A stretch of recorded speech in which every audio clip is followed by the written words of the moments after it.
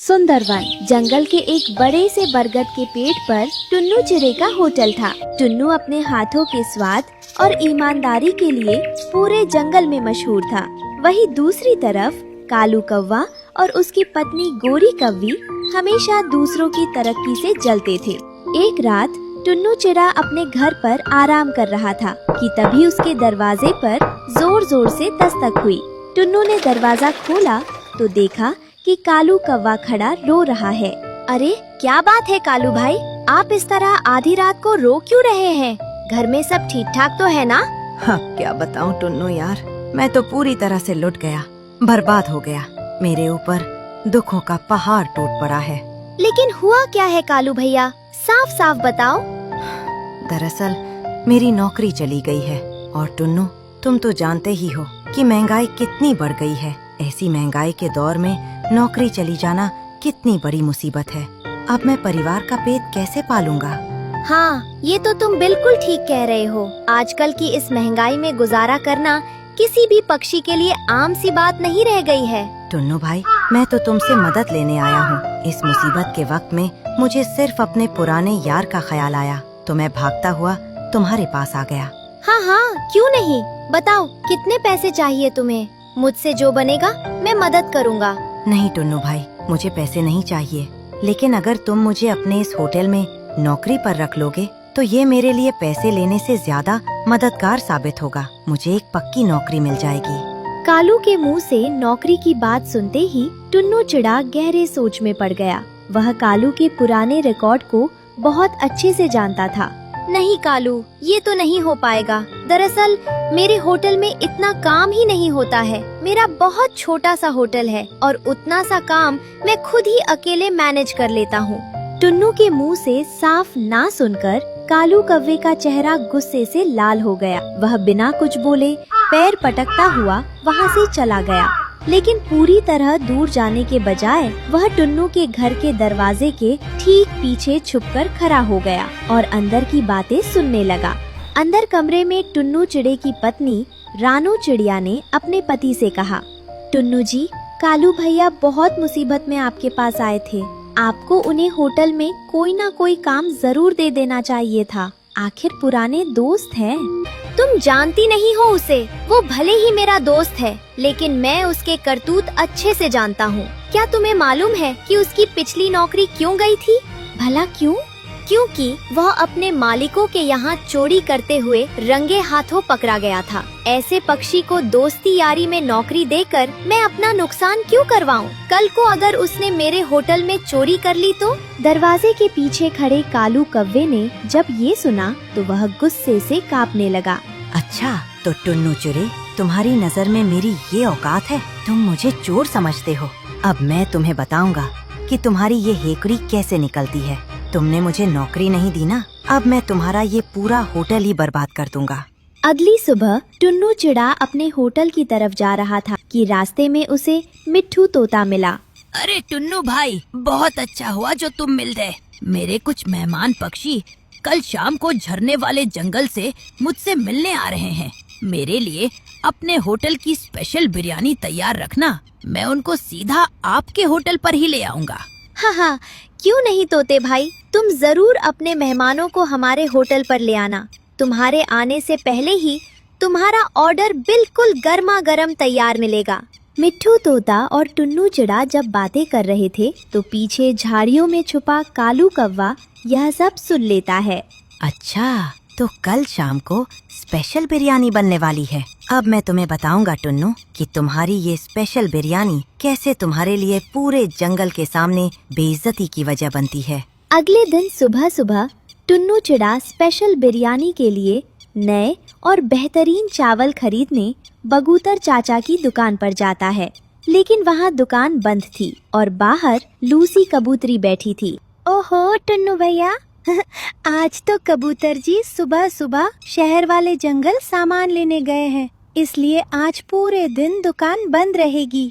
ओहो, अगर मुझे पहले से पता होता तो मैं कल शाम ही चावल लेकर रख लेता। अब मिट्ठू भाई के मेहमानों को क्या खिलाऊंगा? टुन्नू चिड़ा निराश होकर वहाँ से चला जाता है। उसे जाता देख कालू कौवा झाड़ियों से बाहर निकलता है और हंसते हुए लूसी कबूतरी को कुछ पैसे देता है। शाबाश लूसी, ये लो तुम्हारा इनाम। बहुत बढ़िया झूठ बोला तुमने। कालू जी, पैसे के लिए धन्यवाद, लेकिन मुझे समझ नहीं आई कि आपने मुझे ये सब झूठ बोलने को क्यों कहा था। और वैसे कबूतर जी कहाँ है? आ जाएगा कबूतर भी। अब घर आ जाएगा। तुम चिंता मत करो, बस अपना मुंह बंद रखना। शाम को मिट्ठू तोता अपने मेहमानों को लेकर होटल पहुंचता है। चावल न होने के कारण टुन्नू चिड़ा डरते डरते मेहमानों को मटर पनीर की सब्जी और रोटी खिलाता है। वाह भाई वाह। मिट्ठू भाई, ऐसा स्वाद मैंने आज तक किसी भी खाने में नहीं पाया। ऐसा लगता है जैसे पहली बार असली मटर पनीर की सब्जी खा रहा हूँ। बिल्कुल सही कहा भाई, इतनी स्वादिष्ट सब्जी है कि दिल ही नहीं भर रहा है। टुन्नू भाई, बहुत स्वादिष्ट खाना बनाया है आपने, मजा आ गया। मिट्ठू भाई, मैं आपके लिए तो बिरयानी ही बनाने वाला था, लेकिन आज दुकान बंद होने के कारण मैं अच्छी वैरायटी के चावल नहीं खरीद सका, इसलिए मजबूरी में ये बनाना पड़ा।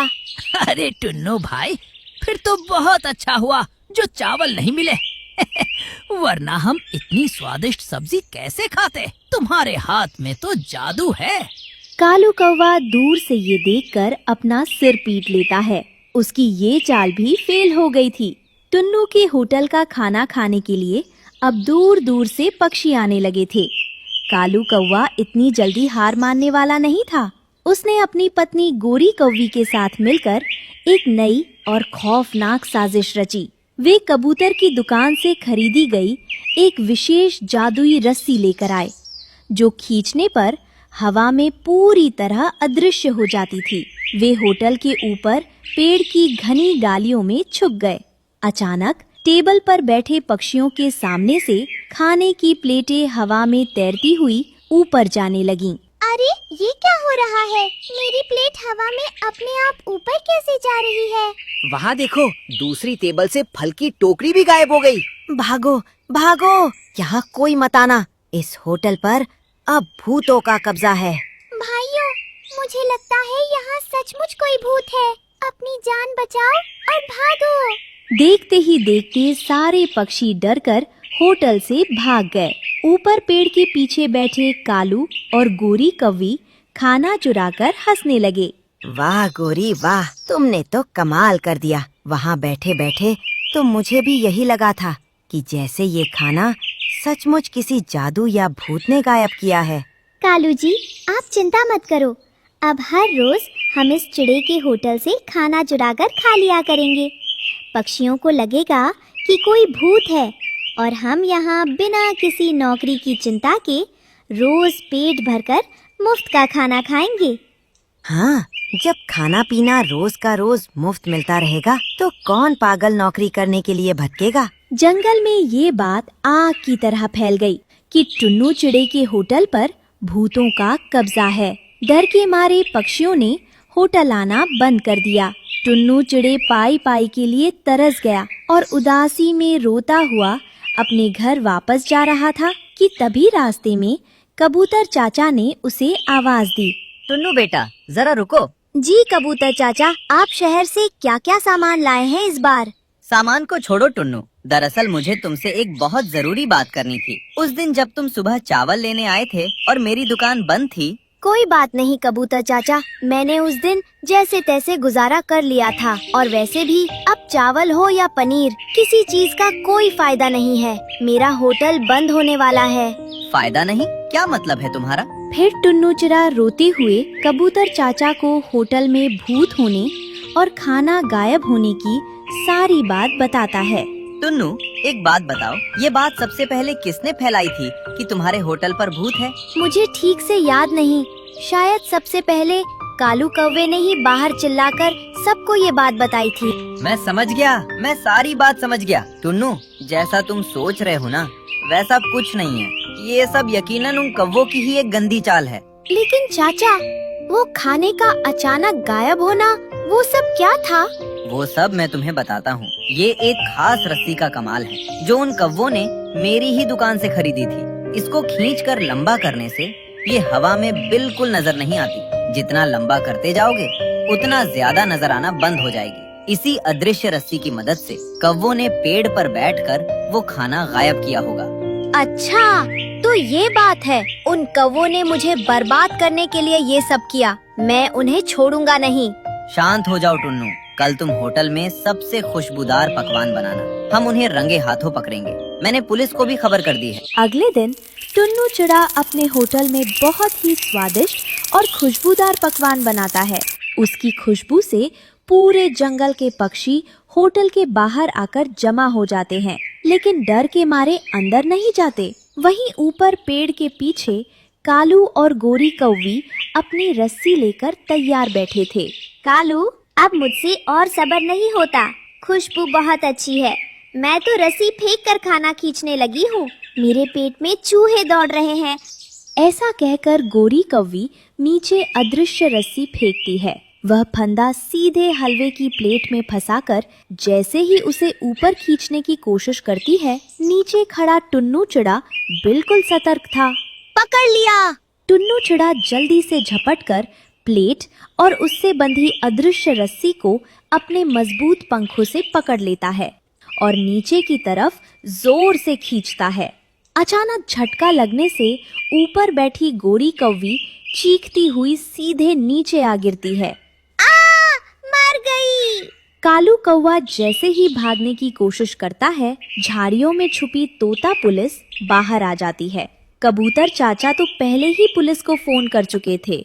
हाथ ऊपर करो तुम दोनों काले कौवों। चोरी और साजिश करने के इल्जाम में तुम दोनों को गिरफ्तार किया जाता है। पुलिस आकर कौवों को रंगे हाथों पकड़ती है और उनकी पूंछ पर लाठियां मारकर उन्हें घसीटते हुए पुलिस स्टेशन ले जाती है। कौवे दर्द से चिल्लाते हैं। अरे पुलिस जी, मत मारो, हमें माफ कर दो। टुन्नू भाई, हमें बचा लो। ऐसे काले कौवों को टुन्नू चिड़े और उसके कारोबार के खिलाफ साजिशें करने पर कड़ी सजा मिलती है। बाहर खड़े सभी पक्षियों का डर दूर हो जाता है और उन्हें पता चल जाता है कि वहाँ कोई भूत नहीं था। दोस्तों, कोई भूत नहीं है। सब हमारे टुन्नू भाई की टेबल पर बैठो और मजे से खाना खाओ। इस कहानी से हमें सीख मिलती है कि बुराई चाहे कितनी भी चालाकी से काम करे, जीत हमेशा सच्चाई की ही होती है। कहानी पसंद आई हो तो लाइक, शेयर और सब्सक्राइब करना बिल्कुल मत भूलना।